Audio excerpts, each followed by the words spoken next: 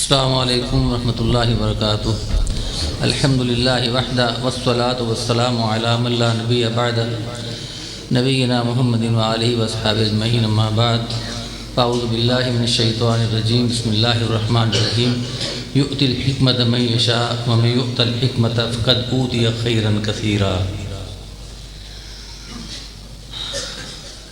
آج یہ مبارک مجلس جس کا انعقاد ترمذی شریف کی کتاب کی تکمیل ہے اور کچھ بچے قرآن مجید حفظ کر کے مکمل کیے بیٹھے ہیں، اور یہ خوشبو، یہ قسم قسم کے پھول ہمارے سامنے نظر آ رہے ہیں ہمیں۔ میری دعا ہے کہ اللہ تعالیٰ ایسے مراکز کو اپنی حفاظت میں رکھیں جو اتنی خدمت سر انجام دیتے ہیں۔ ہمارے شہر چیچہ وطنی میں الحمدللہ اللہ کا فضل ہے کہ مدارس ہیں، مراکز ہیں جہاں طالبات اور طلباء جو ہے تعلیم حاصل کر رہے ہیں۔ میری گفتگو کا جو میرا نظریہ تھا اس سے بالکل مختلف ہو گیا رمضان شریف کی تیاری کے حوالہ سے، اور ابھی ہم فضیلت الشیخ حافظ عبدالستار حماد صاحب حافظہ اللہ تعالی ان کی ناصح تقریر سن رہے تھے، جو انہوں نے اپنے گھریلو زندگی سے اس کا آغاز بھی کیا۔ ان کے سسر مولانا یوسف صاحب راجو والوی رحمۃ اللہ علیہ، جو میرے والد محترم کے ہم اثر اور ان کے بڑے ہی قریبی ساتھی تھے، اور میرے بڑے بھائی پروفیسر حافظ ثناء اللہ صاحب رحمۃ اللہ علیہ ان کے بچوں کی طرح تھے۔ ان کے گھر کا جو ماحول جو بتایا گیا ہے کہ میری بیوی نے ماشاءاللہ اپنے بچوں کو قرآن مجید حفظ کروایا، 7 بچے اور 3 بچیاں ماشاءاللہ قرآن کی حافظات ہیں، حافظ ہیں، حفاظ کی جماعت ہے ماشاءاللہ۔ تو جیسا رسول اللہ صلی اللہ علیہ وسلم فرماتے ہیں کہ الدنیا متاع وخیر المتاع الدنیا المرأة الصالحہ، کہ دنیا ایک فائدہ حاصل کرنے والی چیز ہے، اور سب سے مفید ترین جو چیز ہے وہ ایک نیک اور صالحہ خاتون، ایک بیوی ہے۔ اور انہوں نے ثابت کر دیا کہ اپنی اولاد کو ایسے رنگ میں رنگ دیا جس کی مثال نہیں دی جا سکتی۔ میرے دوست ہیں، بزرگ ہیں، فضیلت الشیخ محمد شریف چنگوانی صاحب حافظہ اللہ تعالی، جن کا ملتان سے تعلق ہے۔ میں اور وہ ریاض میں اکٹھے تھے، وہ جامعۃ الامام محمد بن سعود کے طالب تھے اور میں جامعہ الملک سعود میں تھا۔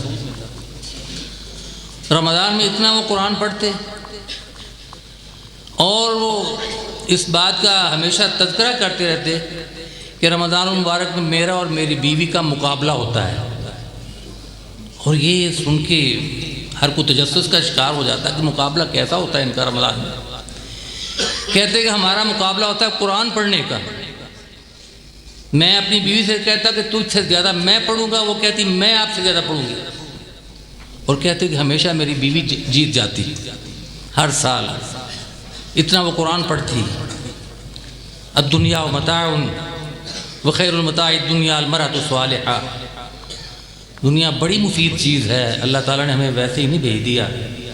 ربنا ما خلقت هذا باطلا سبحانك فقنا عذاب النار، ہم بے فائدہ نہیں آئے یہاں، ایسی جگہ کی تیاری کے لیے آئے ہیں جس کے بارے میں اللہ فرماتے ہیں کہ فلا تعلم نفس ما اخفی لهم من قرۃ اعین جزاء بما كانوا يعملون، کہ کسی شخص کو نہیں پتا کہ اس کی آنکھوں کی ٹھنڈک کے لیے ہم نے جنت میں کیا کچھ تیار کر رکھا ہے۔ ایسی جنت جس کے محل، جس کے قصور، جس کی چنائی جو ہے، ایک اینٹ جو ہے وہ سونے کی ہے اور دوسری چاندی کی ہے، اور اس کا مسالہ جو ہے، اس کا سیمنٹ جو ہے وہ کیسر اور کستوری کا ہے۔ اس کی تیاری کے لیے ہم کو اللہ تعالیٰ نے یہاں بھیجا ہے، فضول نہیں ہے۔ ہم دنیا کی زندگی کو فضول نہ سمجھیں، یہ بڑی قیمتی چیز ہے، بڑی قیمتی چیز ہے، لیکن اس سے فائدہ ہم نے کیسے لینا ہے؟ یہ جو مثالیں ہم سنتے ہیں، بتاتے ہیں، ان سے فائدہ لیا جائے۔ اللہ تعالیٰ ان کی زندگی میں برکت دیں، جن کی پوری اولاد قرآن مجید کی حافظ ہے، پوری اولاد۔ میرے ایک دوست تھے رانا تسلیم صاحب، آپ کے شہر میں وہ شانی ٹریڈرز کے نام سے ان کے شو روم تھا موٹر سائیکلوں کا، 2 بیٹے اور 2 بیٹیاں ان کی خواہش تھی کہ یا اللہ میں چاہتا ہوں کہ میرے دونوں بیٹے اور دونوں بیٹیاں قرآن مجید کے حافظ ہو جائیں، اور جو میں اپنی بہو لاؤں دونوں وہ بھی قرآن مجید کی حافظات ہوں، اور جو میں اپنے بیٹوں کے لیے اپنی مطلب بیٹیوں کے لیے داماد لاؤں وہ بھی قرآن مجید کے حافظ ہوں۔ قیامت کے دن میں اٹھوں تو 8 بچوں کا حافظ باپ بن کے اٹھوں میں۔ ایسی خواہشات آپ میرے اور آپ کے ذہن میں جنم لینی چاہیے۔ قرآن مجید کی تلاوت، جیسا کہ شیخ محترم فرما رہے تھے، قرآن سے جڑ جائیں، قرآن سے جڑ جائیں، ان کے الفاظ پہ غور کیجئے ذرا کہ کس انداز کے ساتھ اور کس ولولہ کے ساتھ وہ ہم کو یہ پند و نصائح فرما رہے تھے کہ قرآن سے جڑ جائیں۔ قرآن، اللہ اکبر، ان بچوں سے پوچھیں جو قرآن مجید کے حافظ بنے ہیں، ان کے والدین کا کیا مقام ہوگا قیامت کے دن۔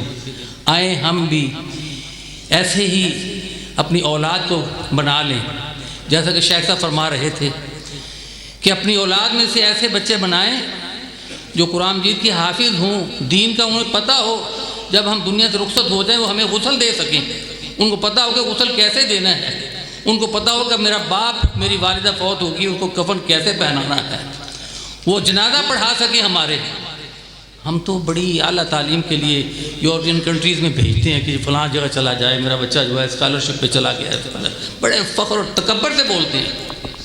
کاش ہم یہ سوچ رکھیں کہ ان بچوں یہ ہمارے لیے تو صدقہ جاریہ ہے۔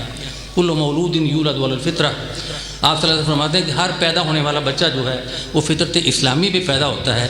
اب اس کے والدین کی مرضی ہے اسے عیسائی بنا دیں، یہودی بنا دیں، یا مجوسی یعنی آگ پوجنے والا بنا دیں، یہ ہماری مرضی ہے۔ آئیں کچھ اس معاملہ میں غور و فکر کر لیجیے۔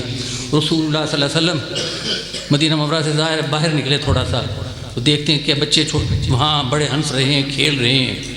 آپ وہاں کھڑے ہو گئے، ان کو کال کیا، بلایا اور فرمایا کہ انتم تضحکون وتلعبون ووراءکم جہنم، آپ ہنس رہے ہیں، کھیل رہے ہیں، آپ کو پتہ نہیں کہ آپ کے پیچھے جہنم لگی ہوئی ہے جس نے آپ کو دبوچ لینا ابھی تک۔ یہ فکر پیدا کریں ہم اپنے آپ میں بھی اور اپنی اولاد میں بھی۔ میں زیادہ دیر حائل نہیں ہونا چاہتا، میں بہت کچھ ہم نے سن لیا ہے ماشاءاللہ، اگر اس پہ عمل ہو جائے تو انشاءاللہ ہماری زندگی کے لیے وہ کافی ہوگا۔ آخرت کی تیاری کر لیں ہم، آپ ابھی سے، کل سے نہیں ابھی سے تیار ہو جائیں۔ اور جیسا کہ فرمایا انہوں نے حافظ صاحب نے کہ 2000 کا مجمع اور اس میں صبح کی نماز جماعت کے لیے صرف 18 بندے اور 182 جو ہیں وہ سوئے ہوئے ہیں۔ نعوذ باللہ من ذالک۔ میں مبالغہ رائے سے بات نہیں کروں گا، ہمارے ایسے مقرر ہیں، ہمارے ایسے خطباء ہیں جن کو ہم بڑی کیا آگے میں بولوں جستجو کے ساتھ ان سے وعدہ لیتے ہیں، سودے کرتے ہیں، وہ خود فجر کی جماعت تو کیا رہے گی نماز تک نہیں پڑھتے ہوئے۔ نعوذ باللہ من ذالک۔ آج ہم کو وہ خطباء بڑے پسند ہیں جو ہمیں ہنسائیں، جو ہمارا جو ہے ہمیں لطائف سنائیں، لطیفے سنا دیں، کہانیاں سنا دیں، سٹوری سنا دیں۔ رسول اللہ صلی اللہ علیہ وسلم کی پوری زندگی میں آپ ایک درس، آپ کا ایک خطبہ بھی ثابت نہیں کر سکتے جس خطبہ میں آپ نے لوگوں کو ہنسایا ہو، صحابہ کو ہنسایا ہو۔ صحابہ کرام تو آپ صلی اللہ علیہ وسلم کا خطبہ سنتے ہوئے اپنے منہ چھپا چھپا کے روتے ہوتے تھے۔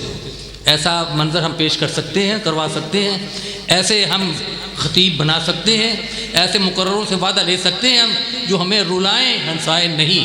فَلْيَضْحَكُوا قَلِيلًا وَلْيَبْكُوا كَثِيرًا۔ اللہ فرماتے ہیں کہ لوگوں تھوڑا ہنسا کرو، زیادہ رویا کرو۔ کیا ہماری صورتحال ایسی ہے؟ اگر ایسی ہے تو پھر مبارک ہو، اگر ایسی نہیں تو کچھ فکر مند ہو جائیں۔ میری دعا ہے کہ اللہ تعالیٰ ہمیں سن کے سنا کے اس پہ عمل کی توفیق عطا فرما دے۔ وآخر دعوانا ان الحمد للہ رب العالمین۔